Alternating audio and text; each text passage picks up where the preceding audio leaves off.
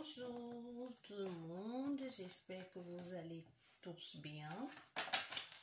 On va continuer avec les signes astrologiques, les balances. Les balances pour avril 2020, les balances. Avril 2020, balance. Avril 2020. Signe astrologique balance en lune, ascendant, solaire. Avril 2020, balance. D'accord. Bon, je pense qu'on a assez de cartes pour les balances. Avril 2020. Bon. La naissance d'un nouveau projet qui va nous permettre de mettre un peu d'argent de côté. Ça, c'est sûr et certain. Un travail qui nous passionne, pour laquelle il va falloir faire de la route. Beaucoup d'énergie et l'innocence d'un enfant. Quelque chose qui va nous apporter beaucoup de légèreté, qui va nous apporter bien-être, équilibre émotionnel, mais pour laquelle il va falloir souvent faire de la route. C'est un travail qui n'est pas à côté, mais c'est pas très loin non plus, hein.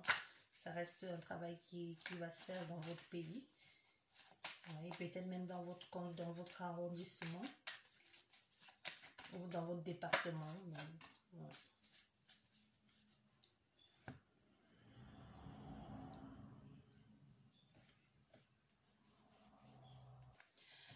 Donc, pour les balances avril 2020, ce mois, pour vous, ça va être un mois de construction, de reconstruction, d'œuvre, de travail, d'aboutissement et surtout ne pas lâcher. Parce que ça va être un mois où il faudra tenir, où il faudra travailler. Boulot. Bon, ici on a un nouveau projet qui nous plaît beaucoup et on aura de l'aide, hein. Un accord, quelque chose de bien qui va nous permettre enfin d'avoir les pieds sur terre, de pouvoir mettre un peu d'argent de côté, de pouvoir épargner. Et c'est quelque chose qui va nous coûter bien parce que l'argent, enfin l'argent entre. Mais ce travail-là, ce nouveau projet nous apporte beaucoup de honte et de tristesse. Ce travail nous plaît beaucoup, c'est sûr, mais ça nous apporte de la honte et de la tristesse. Pour quelle raison? Je n'en ai aucune idée. Peut-être c'est un travail que vous n'osez pas dire à vos proches, que vous faites, ou c'est un travail que les gens ne comprendront pas pourquoi vous l'exercez. Peut-être c'est un truc qu'on vous dit que vous êtes mieux, vous valez mieux que ça. Et peut-être c'est pour ça que vous avez peur de le dire à vos proches, de peur d'être jugé, parce qu'ils vous diront peut-être certainement que vous valez mieux que ça, que pourquoi faire un travail pareil. Mais c'est quelque chose ici on a affaire à quelque chose qui vous plaît, quelque chose qui vous passionne d'ailleurs, qui vous apporte du bien-être, quelque chose que vous le faites avec amour, avec sincérité. Et ça vous apporte satisfaction aussi. Et je pense que ce travail, vous l'avez commencé cet hiver. Peut-être parce que vous vous trouvez très jeune pour faire ce travail-là. Ou vous devez pas, vous sentez peut-être, ou vous dites, vous n'êtes pas assez mature pour faire ce travail. Peut-être c'est un travail, je ne sais pas pourquoi j'entends ça. Peut-être c'est un travail qui a à voir avec le milieu de... Hein? Travail qui a à voir avec le milieu du oulala.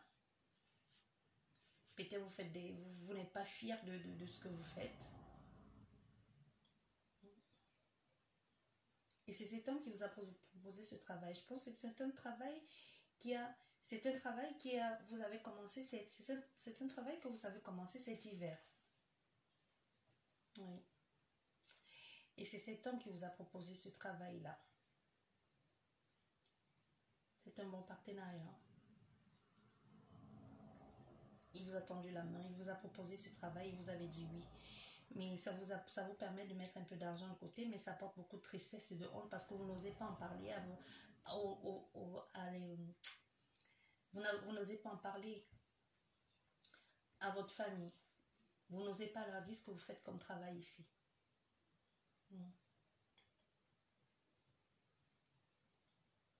Et là, ça c'est pour les balances avril 2020.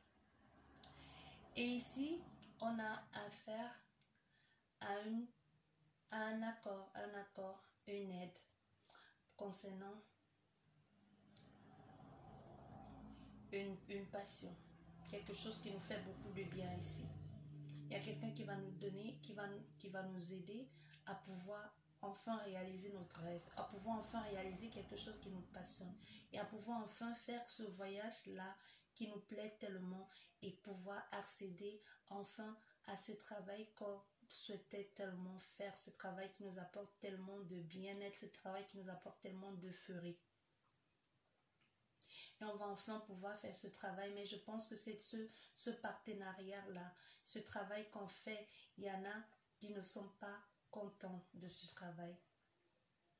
Ça nous rend triste. Ça nous rend triste parce que peut-être on va se déplacer, parce que le travail n'est pas à côté, peut-être on va passer beaucoup trop de temps dans les transports en commun, mais c'est quelque chose qui nous plaît. Mais on est triste parce qu'on va passer beaucoup trop de temps loin des nôtres, loin de notre famille, loin des gens qui nous font du bien, qui nous apportent beaucoup de bien au quotidien. Mais loin d'eux, vous n'allez pas. Je ne vois pas ici quelqu'un qui va travailler à l'étranger. Mais je pense que c'est juste parce que c'est un travail qui n'est pas à côté de chez vous, ou un travail que vous devez souvent faire la route. Peut-être ça va avec un travail comme ça, hein, que vous allez souvent être sur la route et c'est quelque chose qui vous plaît, comme un chauffeur de camion. C'est quelque chose qui vous plaît, ou comme un transporteur, mais que vous devez vous lever par exemple à 4 heures du matin et que vous revenez à minuit. Vous voyez ce genre de travail, que vous êtes obligé de livrer et de reprendre un truc et de dormir sur place, mais que ça se passe dans votre pays. Et du coup, ça vous apporte beaucoup de tristesse parce que vous allez vous éloigner un peu des vôtres. Mais ça vous apporte de la tristesse parce que vous allez vous éloigner des vôtres, mais c'est un travail qui vous plaît ici.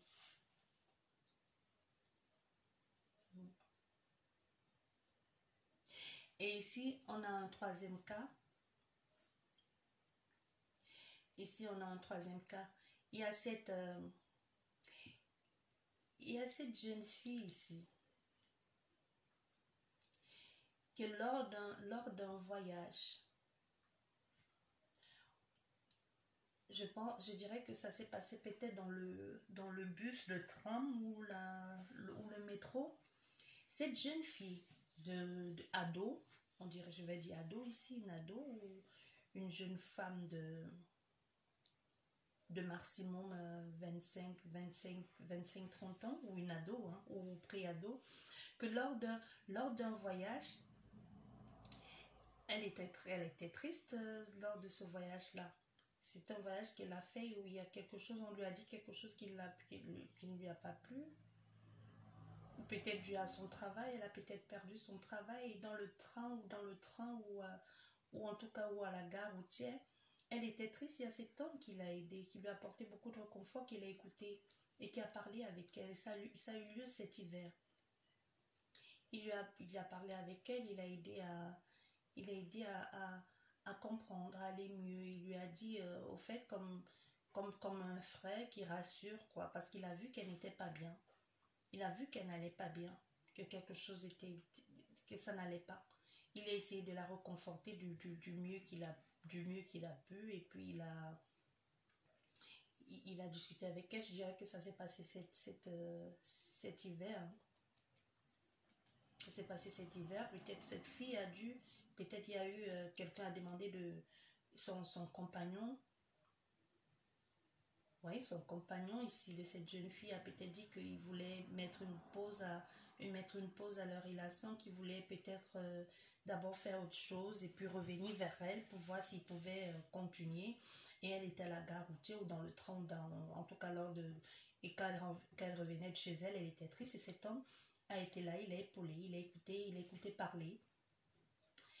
Et une chose entraînant une autre,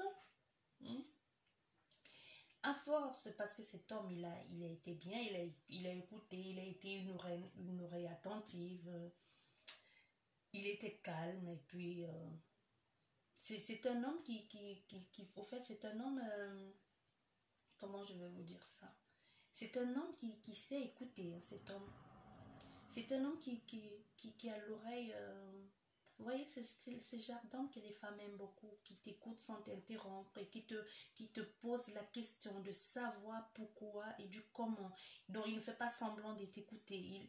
Il te demande, il te pose la question, et alors toi, qu'est-ce que tu en penses? Tu ne trouves pas que c'était bien pour toi? Peut-être c'est quelque chose de bien pour toi, pour te reconstruire. Au fait, c'est un homme pareil, c'est un homme comme ça.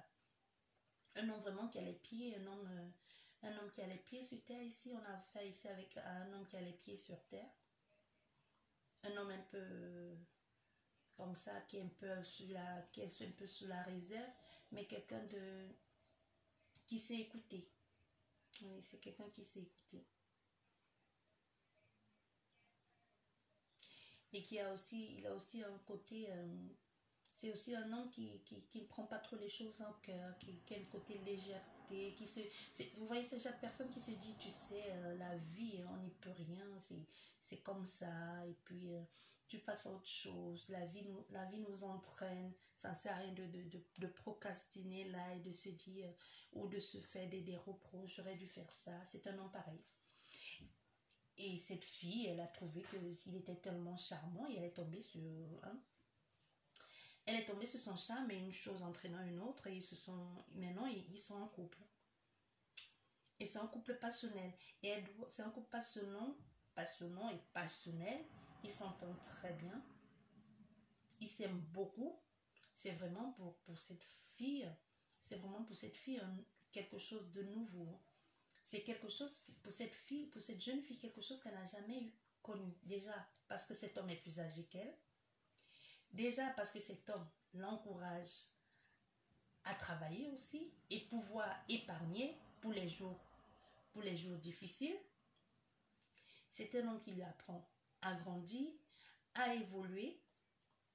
C'est qu'elle n'avait pas connu jusqu'ici, peut-être parce qu'elle sortait avec les gens de son âge ou alors qu'il n'était pas assez mûr. Oui. Ou c'est tout simplement une femme qui se comporte comme un enfant.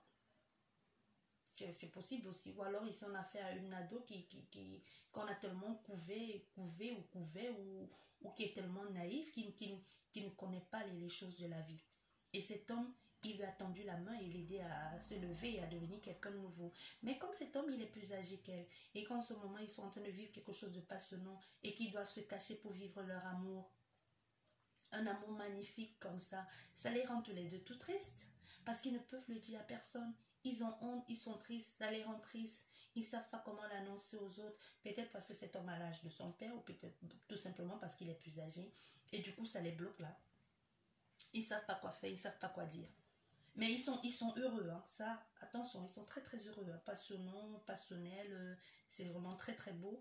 Mais ils sont tristes parce qu'ils doivent se cacher pour se voir. Ils doivent se cacher pour se voir.